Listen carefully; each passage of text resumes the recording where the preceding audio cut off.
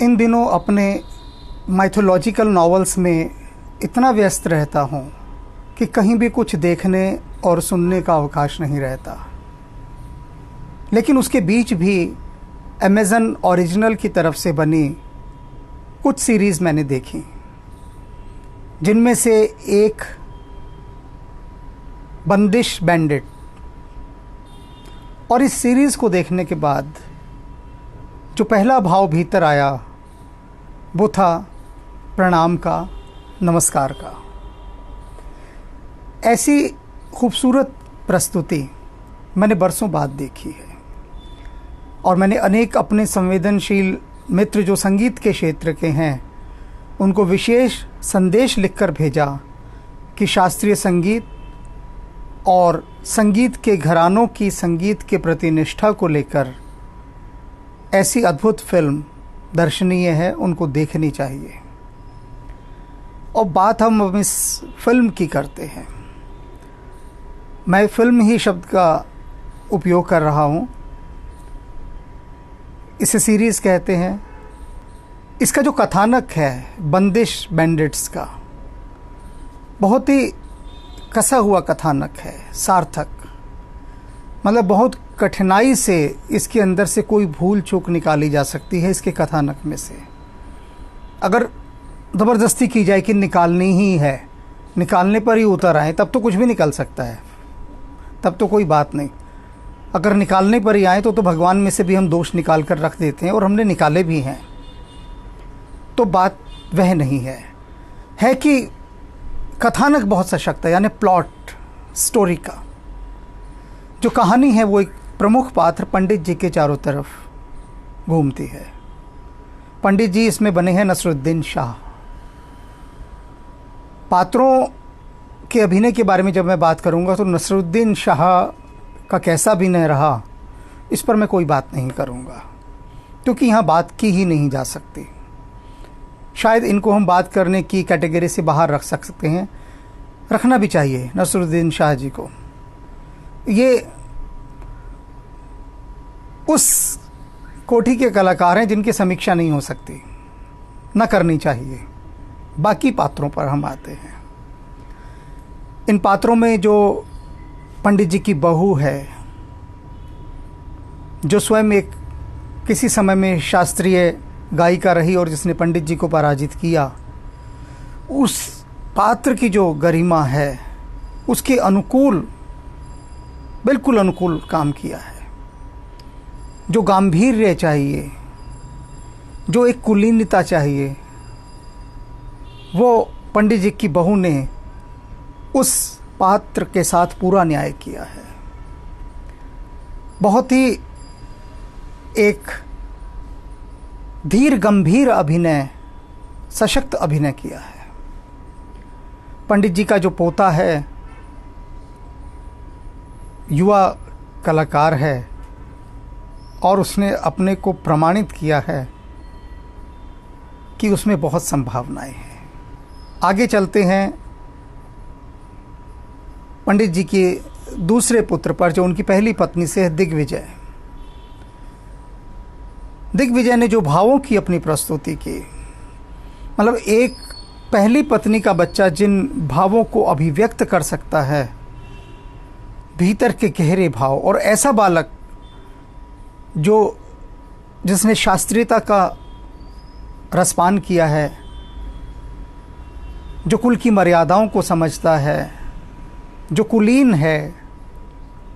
अगर किसी साधारण हिंदी फिल्म का ये पात्र होता तो वो बात निकल कर नहीं आती, लेकिन दिग्विजय जैसे पात्र ने अपनी जिस गरिमा को संभालते हुए अपना आक्रोश व्यक्त किया है, अपनी दुखद मनस्थिति को प्रस्तुत किया है,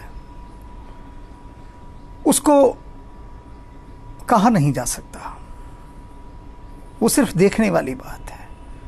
उसके चेहरे के हाव भाव, शब्द, उसका आना, उसका जाना, एक एक भाव भंगिमा उसकी अपनी व्यथा वेदना सारी कथा को कह रही है। तो इस तरह से जो सशक्त पात्रों का एक जुड़ाव एक दूसरे के प्रति है, और राधे की जो एक इसमें गर्लफ्रेंड दिखाई है जिससे वह विवाह करना चाहता है, जो कि एक पश्चिमी संगीत के आधार पर गीत बनाती है, वो उस पीढ़ी का प्रतिनिधित्व करने में बहुत सक्षम रही है, उस युवा पीढ़ी का जिसका रुझान पश्चिमी संगीत की ओर अधिक है। वह कैसी हो सकती है, उसका चरित्र कैसा हो सकता है, उसकी भाषा कैसी हो सकती है, उसका परिवेश कैसा हो सकता है, और वह स्वयं कैसी हो सकती है, उन सारी चीज़ों का एक अच्छा प्रस्तुतिकरण उस पात्रा ने किया है, जिसका नाम शायद तमन्ना है, अगर मुझे इस समय ठीक ठीक याद आ रहा है तो, जो पंडित जी के पोते की गर्लफ्रेंड है।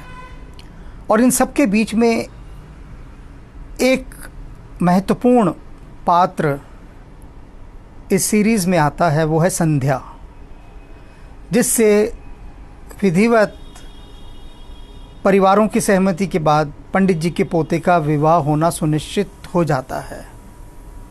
वो जो संध्या नाम की लड़की इसमें आती है, वो जो पात्रा आ रही है, उसके लिए संवाद कम है, समय कम है। कम ये नहीं कह रहा, इसका अभिप्राय मेरा ये नहीं है कि ज़्यादा होना चाहिए था, मतलब जितना भी है उसके लिए है, उसमें उसका रोल कम रहा, लेकिन उस कम रोल के अंदर भी गहराई है, डेप्थ, बहुत ज़्यादा डेप्थ। जैसे कि कोई विस्तृत नदी फैल कर गहरी होकर बहती है मंथर गति से, लेकिन उसकी गहराई का और उसके वेग का अनुमान नहीं लगाया जा सकता। ऐसा एक गहरा और स्थिर अभिनय उस संध्या नाम की पात्रा ने किया है, उस अभिनेत्री ने किया है। उसकी मुखमुद्रा, उसका गांभीर्य, उसकी चाल, वो सारी चीज़ें उसे उस अभिनय के लिए बिल्कुल उपयुक्त करती हैं। भीतर उसके जो चल रहा है वो उसके मौन मुख पर परिलक्षित होता दिखाई दे रहा है। भीतर से जितनी गहरी ठहरी हुई उसको दिखाया गया है, वही ठहराव, वही गहरापन वह संध्या नाम की पात्रा अपने मुख पर, अपने हाव भाव पर और अपनी चाल में लेकर आई है। तो कुल मिलाकर सबसे बड़ी बात तो ये है कि ये पूरी फिल्म, जो भी संगीत के प्रेमी हैं, संगीत में जिनको ज़रा सी भी रुचि है, उनको ये ज़रूर देखनी चाहिए। मैंने तो अनेक मित्रों को इसको देखने के लिए प्रोत्साहित किया है, और ये सभी को देखनी चाहिए, प्रत्येक भारतीय को देखनी चाहिए। मैं तो ये कहूँगा, ये फिल्म इतनी शानदार, सशक्त, संवेदनशील है। हाँ, इस फिल्म में एक बेहद कमज़ोर पक्ष है इसका, बेहद कमज़ोर। अगर मैं इसकी रेटिंग करूं 10 में से, तो इसको 9.5 दूंगा। 0.5 उस बेहद कमज़ोर पक्ष की तरफ है। अब आप सोच रहे होंगे कि मैं उसका, इस पूरी सीरीज़ का वो बेहद कमज़ोर पक्ष भी बताऊंगा, लेकिन नहीं बताऊंगा, क्योंकि जो 0.5%, 0.5% में इसका नेगेटिव पार्ट की बात कर रहा हूँ, बताने जा रहा हूँ, नहीं कर रहा हूँ, उतना तो मुझ में भी है, उससे ज़्यादा ही होगा, बल्कि सभी में है। तो उतने कम नेगेटिव पॉइंट अगर हैं भी, तो वो डिस्कशन का हिस्सा नहीं बनते, ना बनना चाहिए उनको, क्योंकि 9.5 अच्छाइयाँ हैं तो वो राउंड फिगर होकर 10 ही हो जाती हैं। तो उस 0.5% की बिल्कुल चर्चा की आवश्यकता नहीं है। जिसने भी ये फिल्म बनाई है, इसके निर्माता जो भी रहे हैं, मुझे उसकी जानकारी नहीं। मैंने सिर्फ ये सीरीज़ देखी, मन से देखी और एकाग्र होकर देखी, लीन होकर देखी। एकाग्र शब्द भी नहीं कहूँगा, एकाग्र शब्द बहुत छोटा हो जाता है। लीन होकर देखिए, जुड़ कर देखिए। जुड़ना शब्द सबसे ज़्यादा सही है। एकाग्रता में तनाव होता है, एकाग्र शब्द सही नहीं है।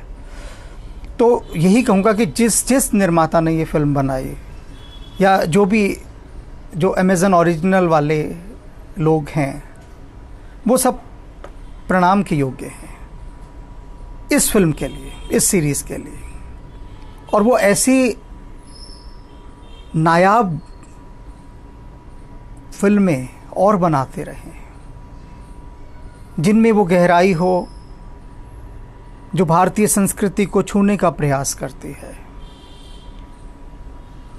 जिनमें वो तत्व हों जो हृदय को कहीं ना कहीं झंझना देते हैं, हृदय की वीणा को कहीं ना कहीं कंपित कर देते हैं और कुछ एक नया एहसास उनमें जन्माते हैं। इसका देशकाल यानी एटमॉस्फेयर, चारों तरफ का वातावरण, सज्जा, प्रत्येक चीज़ पर बहुत गहराई से ध्यान दिया गया है। अगर आप बिल्कुल मन से इस फिल्म को देखें संयुक्त होकर, तो आप पाएंगे कि बहुत बहुत परिश्रम हुआ है इस फिल्म के पीछे, बहुत मेहनत हुई है। और शायद इतनी मेहनत हुई है कि जिसकी हम कल्पना भी नहीं कर सकते। ऐसी कुछ चुनी हुई फिल्में होती हैं, बंदिश बैंडिट जैसी, जिनके लिए बहुत परिश्रम किया जाता है। ऐसी अनेक फिल्में हैं, इनकी मैं आगे कभी चर्चा करूंगा। अब बस मन बना है कि कुछ मैं रिव्यूज़ करूं फिल्मों के, जिसमें सबसे पहला मैं बंदिश बैंडिट्स का कर रहा हूं। हालांकि मेरा काम नहीं है रिव्यू करना, मैं माइथोलॉजिकल नॉवेलिस्ट हूं, रिव्यू होता है मुझसे, ये मेरा काम नहीं है। अब मैं रुक नहीं सका इसका रिव्यू किए बिना। ये होती है कशिश, ये होती है जान फिल्म की, कि वो आपको इतना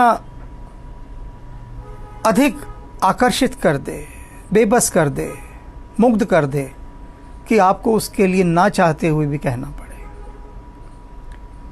तो इतना ही कहूँगा कि आप सभी इस बंदिश बैंडिट्स को देखें और प्रयास करें कि रात 10 बजे के बाद देखें। एक सेशन देखें रोज, 10 दिन का बना लें नियम। 10 सेशन है भी इसमें, एक दिन का एक। मैं रात 10 बजे की बात क्यों कह रहा हूँ कि तब संसार की सारी गतिविधियाँ थम जाएंगी। ऐसा ना हो आप दिन में देखने बैठे हों, कोई फ़ोन आ रहा है, कोई घंटी बजा रहा है, कोई कुछ हो रहा है, तो उससे जो तल्लीनता है, जो संयुक्तता है, जो जुड़ना है, वो कहीं ना कहीं खंडित हो जाता है। तो खंडों में बंटकर मत देखना, अखंड होकर देखना। चाहे एक रात में एक सीरीज़ देखो और उसके बाद आपको लगेगा कि जो मैंने इसका रिव्यू किया है वो सच में अतिशयोक्ति नहीं है, बढ़ा चढ़ा कर नहीं किया, बिल्कुल सही किया है, क्योंकि मेरे मन ने कहा कि मैं इसका रिव्यू करूं। और एक माइथोलॉजिकल नॉवेलिस्ट का रिव्यू बिल्कुल सही होगा, ये मैं उसकी कृपा से कह रहा हूं। एक बार फिर से प्रणाम उनके लिए जिन्होंने बंदिश बैंडिट्स को बनाया। 2 शब्द ईशान महेश के बारे में। ईशान जी हिंदी साहित्यकार हैं। इन्होंने भगवान राम और कृष्ण को आधार बनाकर आध्यात्मिक उपन्यास लिखे हैं और लिखते ही जा रहे हैं। इसके साथ साथ ये ध्यान योगी भी हैं, यानी मास्टर ऑफ मेडिटेशन। हिमालय के अनेक रहस्यमयी महायोगियों और सन्यासियों की शीतल छाया में इन्होंने ध्यान योग को प्रसाद रूप में पाया है और अपनी विभिन्न कार्यशालाओं तथा आध्यात्मिक उपन्यासों के माध्यम में से उस प्रसाद को जनमानस में बांट रहे हैं।